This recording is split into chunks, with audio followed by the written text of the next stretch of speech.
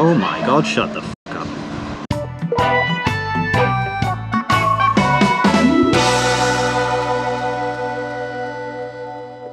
Hello, ni hao, xin chào, whatever else your greeting of choice may be, from Haiphong, Vietnam. It is currently the 5th of January. We've just finished 2024, we've just come off a pretty big marathon training block, and I'm starting to plan out my goals and target races for 2025. Ever since I first started, let's say, running with purpose at the beginning of 2021, I have been mainly and, well, really almost solely focused on marathon training.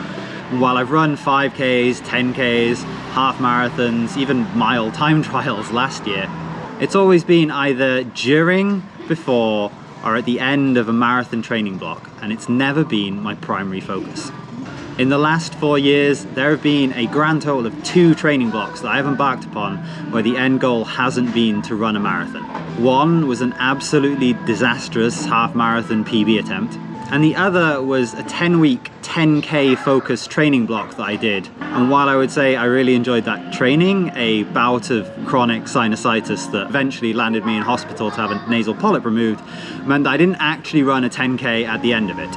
As variety is the spice of life, the first thing I want to do in 2025 is have another crack at one of the shorter, for me, distances. In this case, I think I'd like to have a go at trying a 5K training plan, because I don't really want to do anything shorter than that, and so that is about as far away from marathon training as I could hope to get. Having made that decision coming into this year, over the last few weeks I've been thinking about, should I get a one-size-fits-all training plan from an internet coach? And then I remembered that I already have a 5K training plan, and a 10K training plan, and a half marathon training plan, and a marathon training plan. The main... shut the f*** up! And I have them right here. This is Jack Daniel's running formula, and it's probably one of the most famous books on running distance that is out there. I originally bought it to flesh out my running knowledge as a basic introduction to some sort of exercise theory and sort of background coaching knowledge that I thought could come in handy when planning out my own running, but it does also include some pretty detailed running plans in the second half, and that's what I'm going to be using for this upcoming training block. I do apologise for all the background noise. There's a bunch of like 15-year-old school kids who apparently have the mental age of 4 or 5-year-olds. Anyway, that's basically the crux of this intro, is that I'm going to be focusing on a 5K training plan over the coming weeks and months. Now, the training plans in this book are broken down into 4 phases, each with 2 cycles of 3 weeks each, for a total of 24 weeks per plan. However, the first phase in each plan is a base building phase, and as I'm not coming into this on the back of a long sort of layoff from running, and I'm in pretty good shape and have maintained pretty good mileage, I'm going to be doing what the book suggests and skipping phase 1 and going straight to phase 2. So this plan is going to take 18 weeks in, like I say, 3 phases, with each phase having a slightly different training focus. The focus of the second phase, or the first phase that I'll be doing, is primarily on repeats, but there's also some interval, threshold, and even marathon pace runs in there as well. There's not too much else that I need to introduce, so I need to go and do a 5K time trial to give myself a benchmark to set all of my training paces off based on the VDOT tables in this book. Hello, it's Tuesday lunchtime. I'm just on my warm-up jog heading towards the Highway of Pain, where I plan to run a 5K time trial. There's a couple of reasons for this. The first is to set a benchmark from which I can extrapolate my training times, and while I could base those times off my recent half marathon effort, PB no less, I am assuming that most of the training times in Jack Daniel's running formula training plans are going to be based off something faster, maybe a 5K or a 10K time trial. Certainly with a 5K plan, I would expect a lot of 5K pace workouts. And while I could extrapolate my target 5K time from my half marathon performance using his VDOT tables, as I've alluded to in previous videos, while I wouldn't go so far as to say that I think the VDOT tables are junk, I do think that they don't work for me. My current theory being that there's a lot of individual variation when it comes to the gradient of the drop-off in pace as you start going up in distance. To try and illustrate what I mean, Based on last week's half marathon performance, Jack Daniel's VDOT tables predict a marathon performance for me of 3 hours, 9 minutes, and I don't know how many seconds. Being generous and rounding that up to 3:10, that is still 20 minutes faster than the marathon performance I put in just over 2 weeks ago now. And while I think you could certainly argue that the last 3 or 4 kilometers I could have pushed a bit harder, and perhaps I could have held on to the back of the 3:30 pacing group for a little bit longer, even the most wildly optimistic of runners, I don't think, would claim that I was capable of breaking anywhere below a 3:25 or 3:24. And on the flip side, he currently predicts a 5k performance based on my half marathon performance of 19 minutes and 45 seconds. And while we're going to have to wait until the end of today's time trial to figure out what I'm capable of, I'm pretty confident that I can beat that. So yeah, if I'm going to be doing 5k training with 5k paces, I want to have a more accurate benchmark to go off. And the second reason, and in fairness probably the bigger reason, is if I'm going to take a video of me doing a 5k training block, and you've got to be damn well sure that I'm going to have a before and after race / time trial to compare. All out 5k time trials are just abject pain and misery. I will not be talking during it. I will not be filming during it. So there's not going to be any footage. There's just going to be a very, very tired me at the end. Oh, let me sit down. Oh God, that was horrible. Set up too fast. Yes. I thought I'd overcooked it, because I didn't drop off quite as much as I thought I should have done. And then somehow in the last K, when I thought, wait for that truck to go past? Yeah, somehow in the last K, when I thought that I was just going to be clinging on for a 4 minute, maybe low 4s, I managed to grit my teeth and power through the pain. And I don't know if it's the fastest kilometre. If it wasn't, then it was the second fastest, that's the first. Yeah, anyway, enough waffling. That was a 18 minute, 56 second 5k, which is 4 seconds slower than my personal best I set. I'm not sure exactly when it was. Anyway, it was December last year. So yeah, second fastest 5k ever. Set a half marathon PB last week. So despite the fact that the Haifa marathon didn't quite go to plan and the Halom half marathon last month was an unmitigated disaster, I might actually be in far better shape than I thought. And that should be as good an indication as you're going to get as to why I don't really trust the VDOT tables when it comes to race predictions. So now I have both a recent half marathon time and a recent 5k time to go off when I'm trying to figure out my target paces and what I should be capable of. And I have that 5k as the benchmark to beat when it comes to the end of this training block. Unfortunately, that adds a lot of pressure because now my target is going to have to be a brand new PB.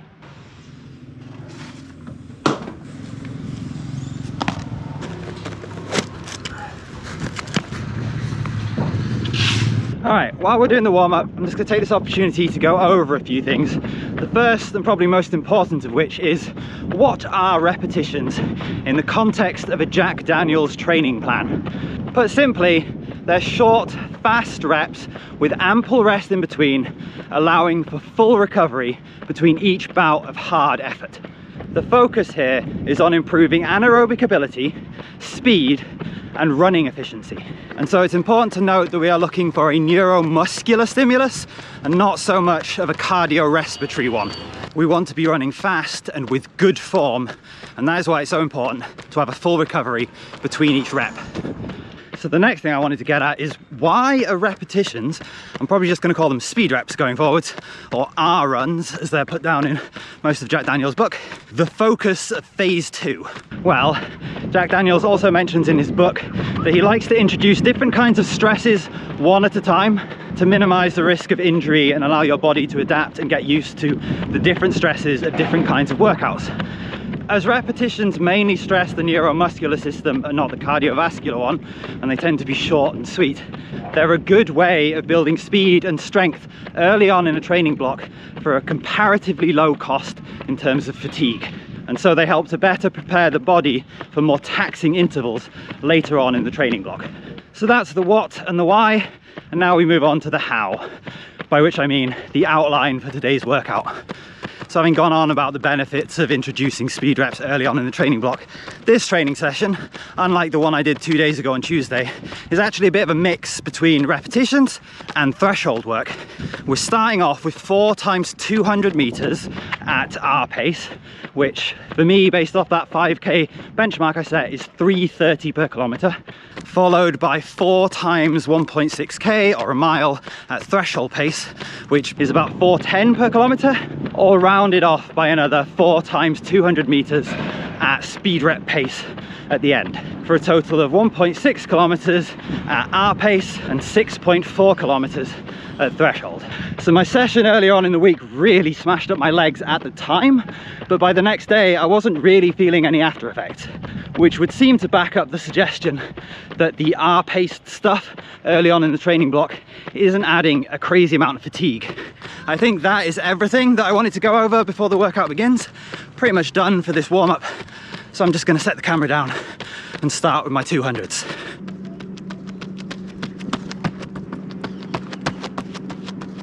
Alright, that's the 4 200s down. Breathing a little bit heavily, but only just finished. Nothing super hard. Yeah, short and sweet, not too many. So enough to work up a good sweat without absolutely tanking the legs and the system. Now I've just got the rest of this 200 meter recovery jog, and then I get to chow down on the threshold reps. See you again at the end of those. Halfway through the workout. These threshold reps are killing me. Alright, that's all 4 of the threshold reps done.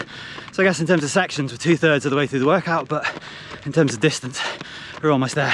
The initial 200s are a nice little warm-up. A little bit taxing, but nothing too hard. Worked up a sweat.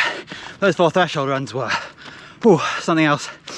I am absolutely drained. I've got about 10 more seconds, and then I've got to go and do 4 times 200 meters fast. I'll catch you after that.